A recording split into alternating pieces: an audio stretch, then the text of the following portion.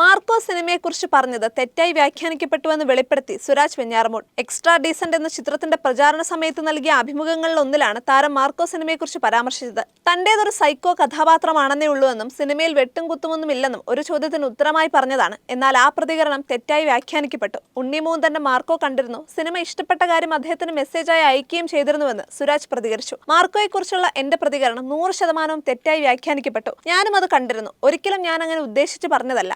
ED സിനിമയിൽ എന്റെ കഥാപാത്രം സൈക്കോ കഥാപാത്രമായിരുന്നു. അതേക്കുറിച്ച് പറഞ്ഞപ്പോൾ എന്നോട് ചോദിച്ചു, ആഹാ സൈക്കോയാണോ, അപ്പോൾ നിങ്ങളുടേതിലും ഉണ്ടോ വെട്ടും കുത്തുമെന്ന്. അപ്പോൾ ഞാൻ മറുപടി പറഞ്ഞു, എന്റേത് സൈക്കോ കഥാപാത്രമാണെന്നേ ഉള്ളൂ, അല്ലാതെ വെട്ടും കുത്തുമൊന്നും ഇല്ലെന്ന്. ഇങ്ങനെയാണ് പറഞ്ഞത്. ആ സിനിമയുടെ സംവിധായകൻ എന്റെ സുഹൃത്താണ്. എല്ലാ സിനിമകളും ഓടണ്ടേ. സമീപകാലത്തിറങ്ങിയ എല്ലാ സിനിമകളും ഞാൻ കണ്ടു. റൈഫിൾ ക്ലബ്ബും കണ്ടിരുന്നു, എനിക്കിഷ്ടമായി. EDയിൽ വെട്ടും കുത്തുമില്ല, ധൈര്യമായി പിള്ളേരുമൊത്ത് പോകാം എന്ന സുരാജിന്റെ വാക്കുകളാണ് വിമർശനത്തിന് വഴിയൊരുക്കിയത്. താരത്തിന് നേരെ വലിയ സൈബർ ആക്രമണവും ഇതിനെ തുടർന്ന് നടന്നിരുന്നു. ഒരേ ഇൻഡസ്ട്രിയിൽ പ്രവർത്തിക്കുന്ന മറ്റൊരു നടന്റെ സിനിമയെക്കുറിച്ച് അത്തരമൊരു പരാമർശം നടത്തിയത് മോശമായി പോയെന്നായിരുന്നു സുരാജിനെതിരെ ഉയർന്ന വിമർശനം.